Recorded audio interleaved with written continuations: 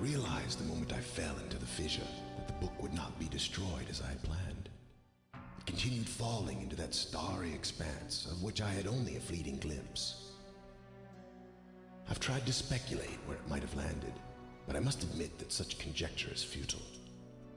Still, questions about whose hands might one day hold my Myst book are unsettling to me. I know my apprehensions might never be allayed, and so I close, realizing that perhaps the ending has not yet been written.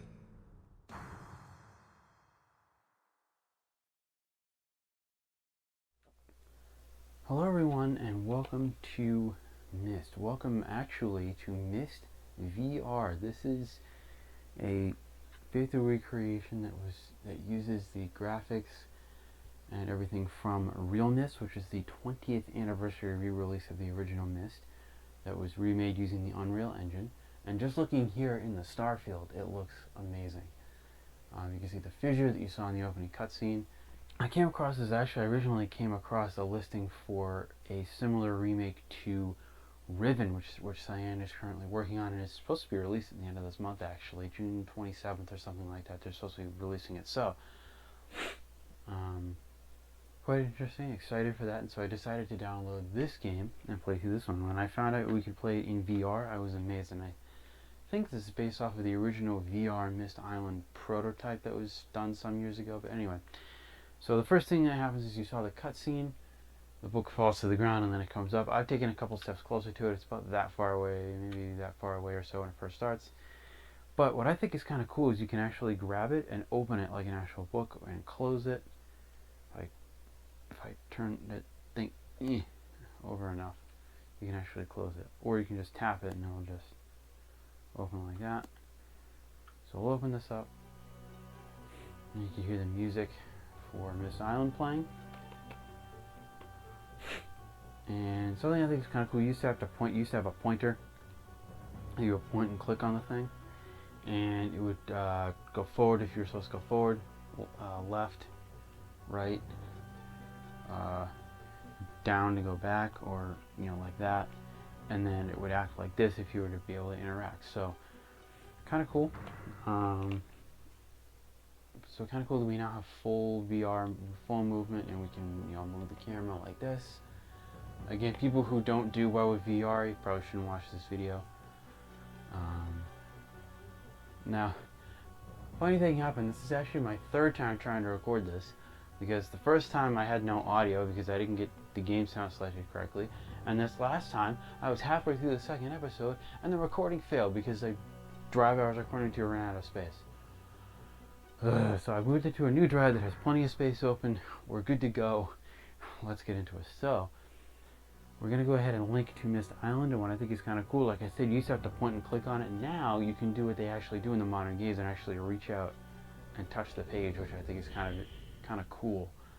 And it will take you in, loading screen of course.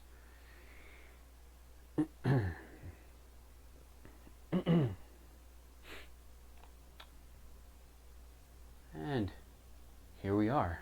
And so this remake was done using the Unreal Engine. I think it's very, very, very, very well done. You can see the ship here, which starts out sunk, and then we raise it up later. The big gear up on the top of the thing, the library, the tower, the observatory, everything is here that I remember from the original game, brought into a modern 3D world for modern computers. I think it's great. Something else that's kind of interesting, just like with the Myst book, you start to reach and click on the page. Same thing with many buttons, in that you had to mouse over it and click. Now I can actually use my finger and press the button like that. And I could press the button again to close it, and there's another button inside, but if I just back away from it, it automatically closes. Now you guys, unfortunately, I will put this out now. I do have the subtitles on, but unfortunately none of the UI elements, besides my hands, actually appear on your screens. If I go to the pause menu right now, all you guys get is a black screen. I have the pause menu that shows the version number, blah blah blah, and the little you guys can see the little wand, but you can't see any of the text that's actually on my screen. I don't know why that is. CYAN, if you guys see this and have a fix for it, please let me know. Yeah. The next thing we do is we come up here to this switch. This is called a marker switch. There's one here. We're going to flip this up, and you can actually grab it and flip it like a lever, which is cool. The next marker switch is going to be up these stairs by this giant gear.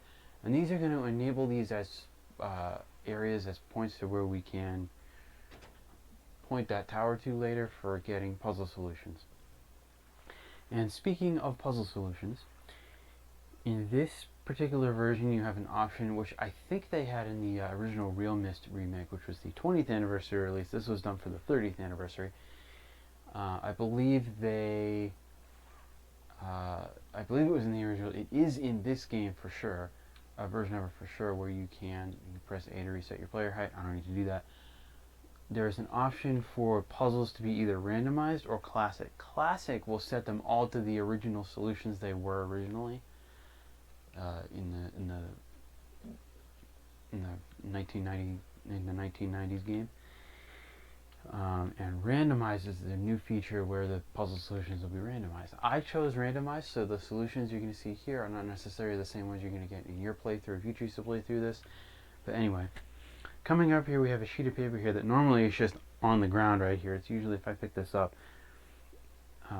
it's on the rock now, but if I pick this up, we'll go ahead and read this real quick. Catherine, I've left for you a message of the utmost importance in our forechamber beside the dock. Enter the number of marker switches on this island into the imager to retrieve the message. Yours, Atris. And originally, like I said, it was just on the ground right here. But now it's placed up here on this rock. So, we've already activated 2 marker switches. Let's go ahead and activate number 3. We'll go around the entire island. We'll go over here. And activate number 4. This rocket is one of the last things we do in the game, so we won't be seeing that until quite later. I'm using run mode just to progress things a little bit faster. So really just tap right stick switches between walking and running. Did I say that right? It's left stick. Press in left stick. These things here, if I reach out and I switch this, it contains a symbol. There's 1, 2, 3, 4, 5. There's 8 of them. We'll need 3 of them to lift the ship, but we don't know which ones they are yet until later. So that is 1, 2, 3, 4, 5. 1, 2, 3, 4.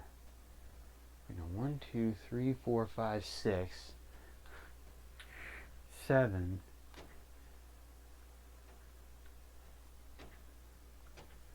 And the last one is down there on that island, but we can't get there yet until we get the solution to that puzzle. So now all the marker switches are active. Now let's go put in the number 8 into the imager. So let's run our way over here. I've changed the volume settings a little bit and turned it down. Hopefully the music isn't too loud. And I'm sorry if I keep reaching up and scratching my nose. There's some hair stuck in this headset that I'll have to clean off at some point. Now I could walk at this speed, or I could walk super slow motion. But anyway, we'll come down in here. You can see it's doing a little water testing right now. And there's the music. Hopefully it's not too loud. I'm using a lapel mic instead of the mic in the headset because I think the mic in the headset isn't very sensitive. Now you could do, if I'd back away, there are a couple of different codes: topographical exclusion test, marker switch diagram, water turbulent pool, which is doing right now. Open this up. We're going to go to 7, 8, 9, 0, and 8, and then we press this white button here. And now you can see this blanked out. And now we can listen to Atris's message.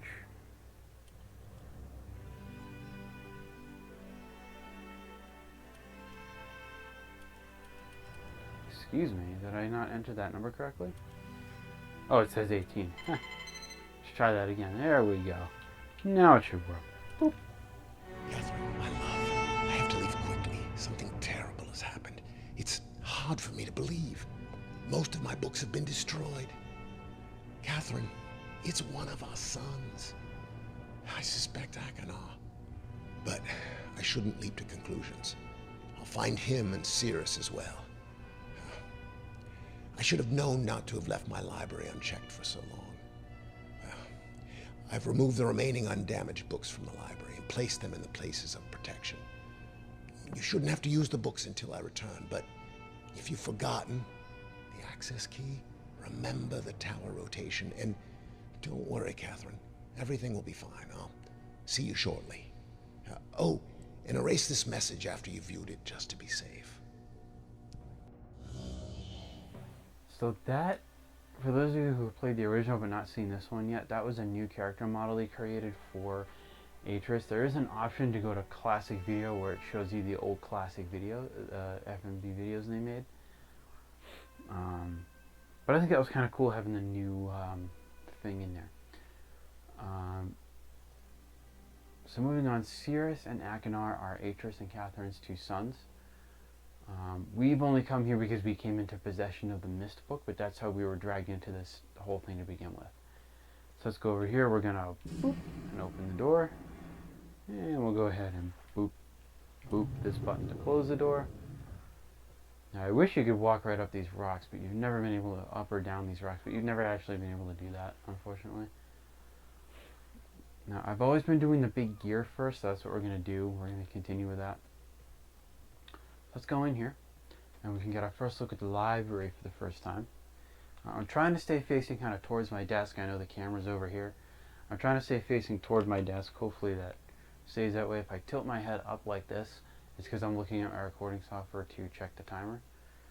So I'm looking out the bottom of my headset at the recording software. I'm trying to do it without having to take the headset fully off, so just in case anybody was wondering. So let's go on in here. You can see most of the burn books here. You can see the different, some of the names of the different ages. So you have CYAN Wood, which we'll see later. Stone Ship, which is going to be second, and Mechanical, which is going to be first. So if we pop this book out, you can see what the, you can read through if you want to. If anybody wants to read any of this, feel free to pause the video. You can see here's a diagram of the. Now you can use either one of these keys, easy grab key. They both do it. So for your staircase and everything.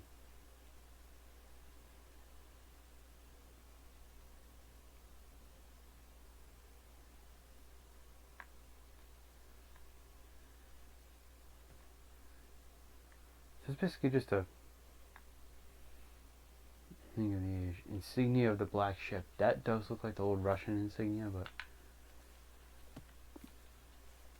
oh, that's how you do it. And it still fell. That sucks.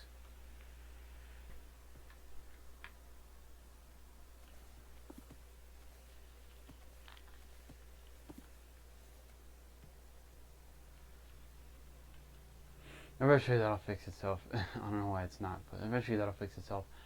You'll also notice there's a red book over here and a blue book on the other side. I'm not going to deal with those. There are red and blue pages in each age that go to those books. I am not going to be collecting those pages. If you want to see what happens when you do collect all the pages, maybe I'll do that as a separate video, but for now, we're not going to do that. And then that's used later in the game.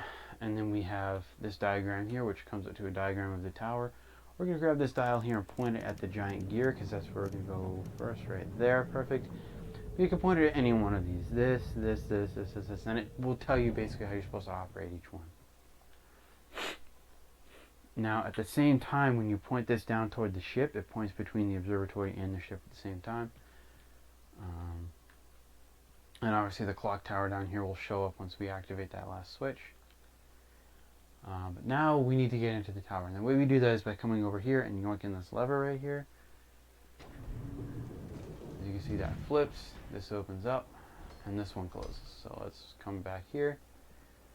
Again, folks, remember that I am in VR, so if you get whiplash easily from VR content, it's best that you don't play this game.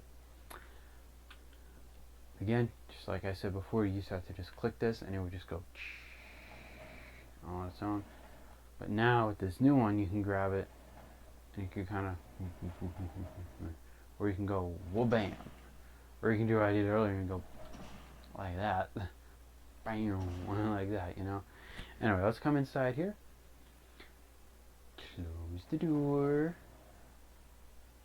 And boop the button, and that'll take us up to boop the button. Boop the button. That's my new term now, isn't it? Boop the button. You're gonna boop the button. This will take us up into the tower. Something that the elevator used to do in the original game is it would come up, it would stop at a point, do something like this, or it would turn about 45 degrees and then continue the rest of the way up, and then you came down and do the same thing, it would stop, turn 45 degrees, and then continue the rest of the way down. They changed that, and I like just the straight elevator shaft, so let's come on out here. Now you see this side over here we have the key, and this side over here we have what we're looking at. I'm just going to do this time just to show you. We just climb up here, and you used to be able to just click it and it would just teleport you up the ladder, but now you actually get to climb it, which I think is kind of cool. So you can see if you look out here, we're looking at the giant gear, and I think this is taken from the original, but I'm not 100% sure. So you can see the ship down there. It's hard to tell. I've almost wanted to like lean out. Ah, in that particular image, the ship is... No, it is sunk. Okay. Interesting. It's kind of cool that you can do that, but anyway, let's move on. Let's come back around here, and then we can down, down, down, down, all the way to the ground. Then we come around the back, and we have a completely different time for the last one. The last one said 4:30 and 112. This one says 4 o'clock and 221. So yeah, that is the solution we have to input into get into the clock tower. So let's do that. So 4 o'clock, 221. Boop the button. Boop the button. It's a new Turn coin, trademark, copyright, Zach Golden 20. Boop the button. And we're gonna slide the door open. Again, try to keep the hair out of my nose. I'm gonna have to clean this thing before our next recording session. I'm gonna come through here. I know we have to get back outside, so we'll go over to this one and click it. Open the door for us so we can get out, and now we'll run down to the thing. I love this game. I always wanted this game to have fun. I always thought this game would be fun with full movement, and it definitely is. So we'll get here. We want 4 o'clock. Now don't pay attention. Now that's not to say put these levers to 4 o'clock, because what happens is if I spin this, that's pretty close, but that's closer to 5 on this board than it is to 4 up there. And this is always wrong. If I do this, I'm holding this at 9 o'clock now, and it actually says 10:30. So put that back up at the top, and then we'll press this orange button, and up will come the gears. And I always thought these splashing animations were kind of weird on the eye looking at them through the VR headset, but it settles itself down, and then we can walk across.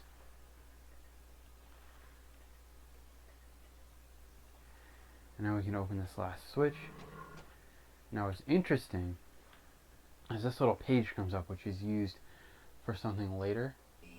So you take that and it just right into your inventory. It's not a red or blue, so that page I will collect. We'll turn this on. And now this clock tower will be marked on the thing. Before we go inside the clock tower, I just want to note, in this version of the game you can walk all the way around it. You were never able to do this before, but now you can walk all the way around it and see the entire model, which is really, really cool. So let's open this up. Ooh. And we have to go to 2, 2, 1. So if we pull this one, we rotate this, and then one more time we pull down on this lever and hold it. We're just going to move the middle one until we hit the number 2. And I overshot it, so let's... Oh, nuts. Nuts. Ah, I'm just short. I screwed that up. Hold on. Hold the reset lever. 3, 3, 3. Let's pull this. There's a 1. There's a 2. 2. There it is.